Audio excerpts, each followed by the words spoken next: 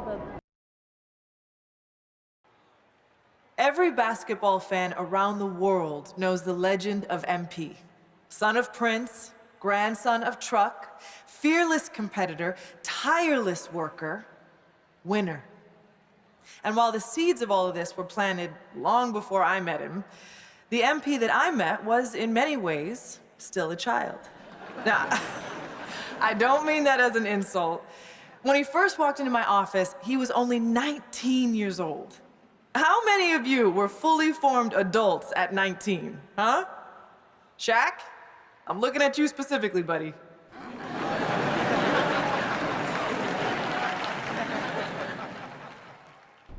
Now, what do I mean when I say he was a child?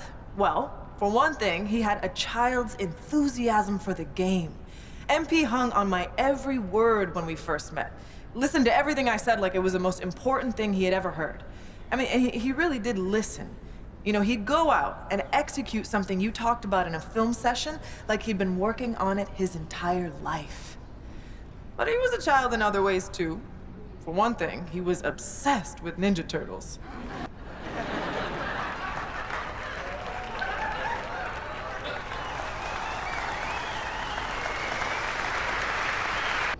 I'm serious. He had the figurines and everything.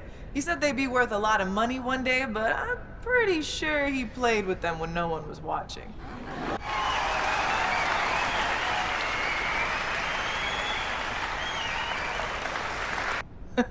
What I'm trying to say is that MP was himself, first and foremost, from day one in the league until the day he retired. And while he did a lot of growing up over the years, that boyish enthusiasm for the game never left him. It's what made him great. He never lost that passion for learning and growing and getting better. And I'm pretty sure he still has those Ninja Turtle figurines laying around somewhere. Now, you can't talk about MP without talking about his accomplishments on the court. So, let me talk about some of the most impressive.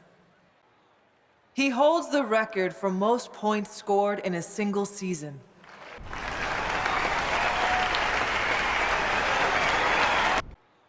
That's right. He scored more points in a single year than Wilt.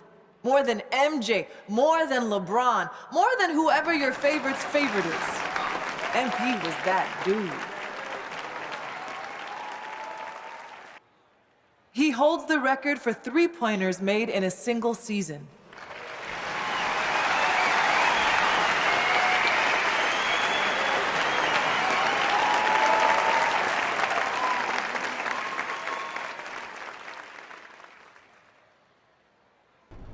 Now, records are made to be broken, but it's gonna be a long time before we see someone that locked in for that long a period of time. He broke the most unbreakable record in sports, topping Wilt's famous 100-point game.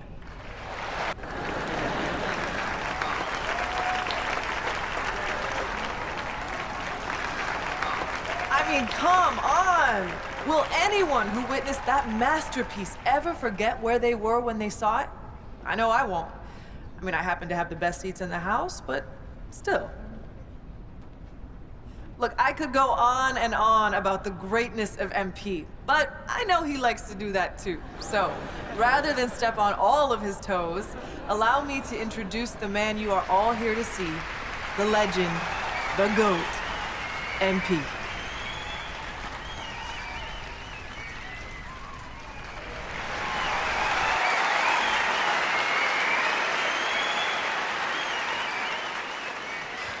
Thank you so much. And thank you, Coach Warren, for that beautiful introduction. Some people might be wondering why you took a few shots at me in my extremely valuable collectibles, but anyone who knows you knows you're a master motivator. And anyone who knows me knows I rise to the occasion when I've been disrespected. So once again, thank you. Thank you from the bottom of my heart for helping me unlock the best version of me.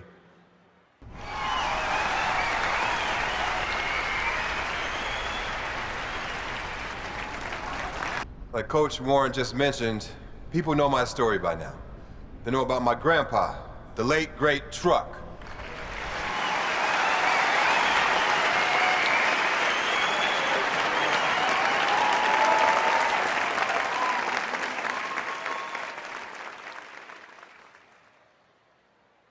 They know about my father, Prince, and how he joined the league as a cocky kid, but left a champion. And what they might not know is that throughout my career, me and my dad would have these sprawling conversations late into the night, where we talk about the history of the game and my family's place in that history. One of my favorite memories from those conversations was the time my dad told me the story of my grandpa's first NBA game. My grandpa didn't have the advantages I had growing up. He was raised in the inner city by a blue-collar father and a stay-at-home mom. There were times when they struggled to put food on the table, but he never complained. He never asked, why me? He just put his head down and got to work. He could have taken the easy way out and did things he wasn't supposed to make a quick buck. But my grandpa, he wasn't built like that. He had love in his heart, and he wanted to make his parents proud. Now, don't get me wrong. If you mess with him or someone he loved, hey, well, trust me, you didn't want to do that. When it came time to fight for what was right, he never backed down. And that's the kind of ball player he was. He didn't have the most skill, but he had the most heart. He fought for a spot in the NBA like his life depended on it. Through sheer force of will, he got drafted by the Celtics in the 3rd round. He was sent to a minor league team to start his career, but he stayed ready. And it's a good thing that he did, because he only had 24 hours from the time he was called up to the time he had to guard Magic Johnson. And what did he do? He shut him down when everyone expected him to fall on his face. Nah, my grandpa, he rose to the occasion. I'll never forget the pride I saw on my father's face when he told me that story.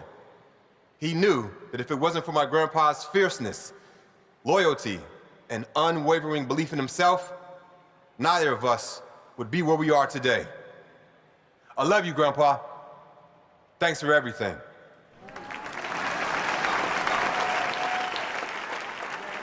One of my favorite moments from those conversations was when my dad told me about the game that my grandpa outdueled Michael Jeffrey Jordan. Everyone remembers Truck as a defensive force, a great locker room guy, a valuable veteran mentor who showed young guys the ropes. But what most people don't remember is that the man could hoop. Now, that wasn't his strength, but when he felt like the team needed it, he wasn't afraid to get into his bag.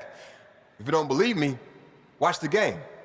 For those who need a refresher, the Pistons lost their first 3 matchups with the Bulls that year, and Coach Daly was sick of it. So during the 4th game, when MJ went out for 11 of the Bulls' first 12 points, my grandpa got the call to come in and knock MJ around a little, bad boy style. But grandpa had other plans. He knew that what the team needed that day was for someone to go toe-to-toe with his airness. And by the time the dust settled, defensive stalwart Truck had outdueled the great Michael Jordan. The thing that I love about that story is that it shows a side of my grandpa most people didn't get to see.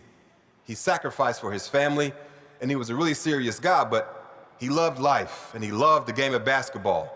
And every once in a while, that fun-loving guy would come out of his shell and show the world that you can't pigeonhole someone, no matter how well you think you know them. One of my favorite memories from those conversations was the time that my dad told me about his first game against the late, great Kobe Bryant. People might remember that my dad was on fire that game, and you might expect him to be proud of that. But it turned out to be the worst thing for him because it gave him too much confidence. You need to believe in yourself to make it in this league, for sure. But the flip side to that is you have to stay hungry. And sometimes when you get early success, it can go to your head. That's what happened to my dad. He took his foot off the gas and was left behind. For a little while, anyway. The great thing about this story is it ends in triumph. Rather than whine and sulk his way out of the league, he got his head screwed on straight, got to work, and ended his career a champion. Growth isn't linear. When you think things can only go up, they go down. And when you think things can only go down, hey, they go up. My dad learned that the hard way, but he learned it. And that perseverance is something I'll always respect about him. One of my favorite memories from those conversations is when my dad told me about shutting down the great LeBron James in the NBA Finals. I love you, LeBron, don't get me wrong, but this is my moment, so I gotta tell this story.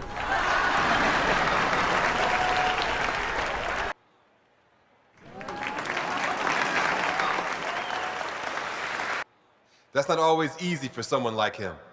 My dad could hoop.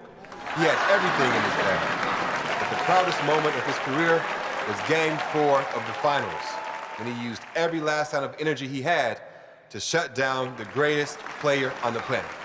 And again, I'm sorry, LeBron, but he held King James to under 10 points. Do you understand how wild that is in that moment? Lots of people still think he's some brash kid with no respect for the game. But those who knew him and love him like I do understand that he's a human being, one who learned from his mistakes and came out on the other side a better ball player and a better human being. My family paved the way for me, and I had every advantage growing up. But once I got to the NBA, they couldn't play the games for me. And as a lot of you remember, my first game was the most hyped debut since LeBron James. All eyes were on me, and everyone expected me to be spectacular. So what did I do? I killed it, obviously. I'm sure you guys remember.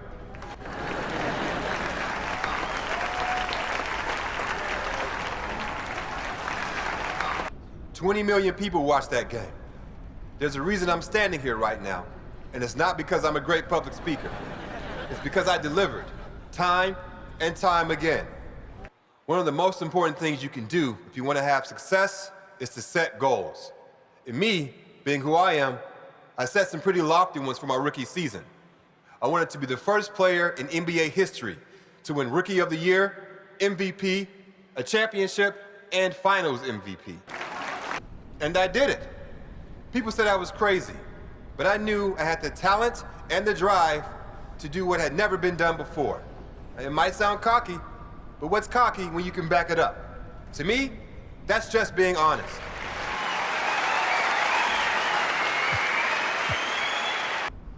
When people talk about my career, one of the first things they mention is how many championships I've won. And when I meet people for the first time, one of the most common questions I get is, what's it like to have more championships than Michael Jordan or LeBron James? Most people think I'll talk about the glory, the money, the fame. But when I think about those championships, I think about the people I shared those moments with. Winning means nothing if you have no one to share it with. So I'd like to thank every teammate, every coach, every friend, every family member, and every mentor who was there for me during my playing days. Without you all beside me, the winning wouldn't mean a thing.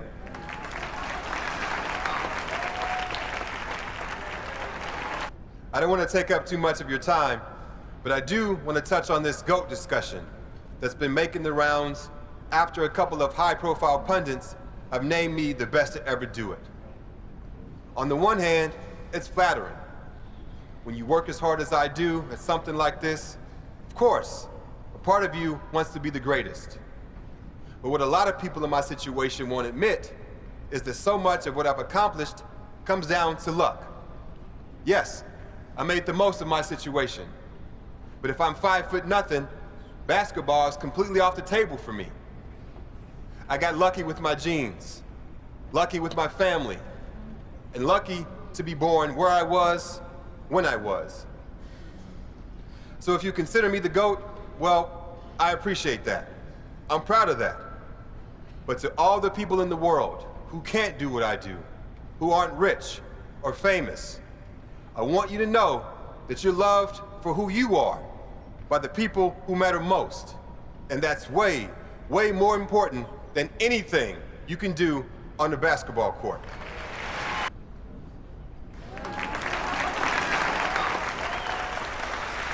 I love you all. I appreciate you all. And I thank you. Thank you for your time.